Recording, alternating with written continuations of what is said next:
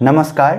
आज के इस अंक में आपका स्वागत है। मैं दिवाकर गोदियाल। देश भर में कुछ समय से एक हलचल है।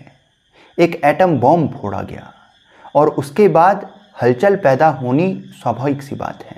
हलचल पैदा हुई जो बरकरार है। राहुल गांधी जी के द्वारा जो कुछ समय पहले तक जातिगत जनगणना को लेकर विस्फोटक बने हुए थे, अब उन्होंने एक नया बॉम्ब फोड़ा।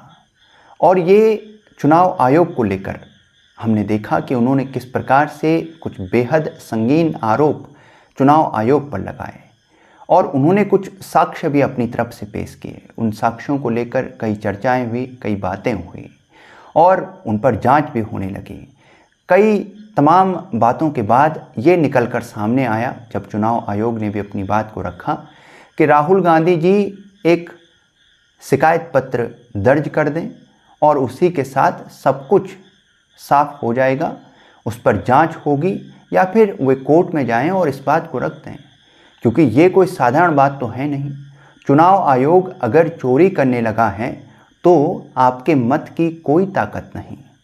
राहुल गांधी जी जनमानस के इस अधिकार के लिए लड़ेंगे और उनका अब ये कर्तव्य है कि वे कोर्ट में जाकर शिकायत पत्र दर्ज करें, या जैसा कि चुनाव आयोग कह रहा है, चुनाव आयोग के पास शिकायत पत्र को दर्ज करें, वहाँ पर इस बात को रखें कि ये गलतियाँ हैं, उस पर हस्ताक्षर करें जैसा चुनाव आयोग कह रहा है।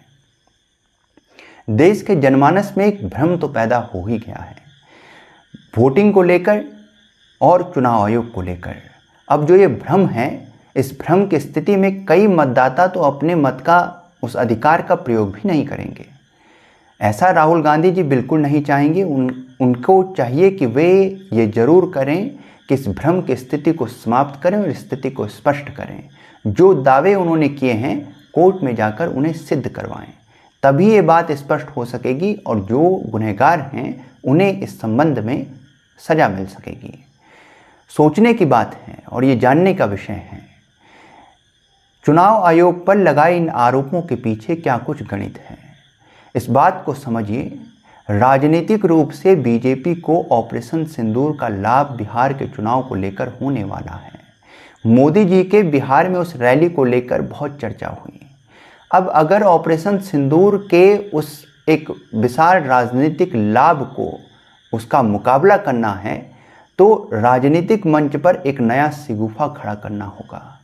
यही राहुल गांधी जी ने इसको समझा और एक विशाल विस्फोटक उन्होंने एटम बम जो है तैयार किया। ये चुनाव आयोग को लेकर है। हमने देखा बिहार की राजनीति को, बिहार के चुनाव को इससे प्रभावित करने का पूरा प्रयास है। देखिए, राजनीति एक भ्रम की स्थिति के भीतर चलती है। मतलब ये है कि राजनीति पूरा एक भ्रम का कार्य है। भ्रम फैलाने में जो अधिक माहिर होता है वही राजनीति में ऊपर होता है। देखने की बात यह होती है कि जनमानस को उस भ्रम से विश्वास में कौन ले सकता है। यही राजनीति है। हम और आप आम जनमानस का काम है इस भ्रम में आना। लोकतंत्र कभी कभी एक धोखा लगता है, एक छलावा लगता है, और राजनीति पूरी तरह से एक भ्रम है। एक भ्रम है राजनीति। आप और हम सामान्य जनमानस का कार्य है इस भ्रम में आना। जो कुछ लोग इस भ्रम को समझ पाते हैं वे थोड़ा समझदारी से कार्य लेते हैं, लेकिन भारत में कम से कम ये भ्रम कार्य करता है। अब देखना ये है कि ये जो एक स्थिति पैदा की गई राहुल गांधी जी के द्वारा, इसमें क्या सत्य है क्या नहीं, ये तो मुझे लगता है कि वो भी नहीं जानना चाहते हैं। राहुल गांधी जी भी स्वयं इस बात की जांच नहीं चाहते हैं कि भाई ये बात स्पष्ट हो कि क्या चुनाव आयोग वास्तव में मोदी जी के साथ मिलकर बीजेपी को लाभ पहुंचा रहा है।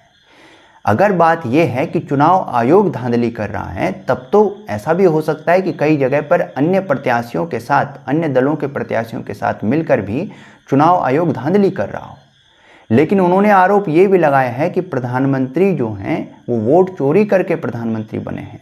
निश्चित रूप से बीजेपी पर निशाना साधा है और राजनीति इसमें स्पष्ट हो गई है कि सरकार का विरोध किया जा रहा है, केवल चुनाव आयोग का नहीं। ये बहुत बड़ा विषय बन गया है। देश के मतदाताओं के लिए ये कोई सामान्य विषय नहीं है।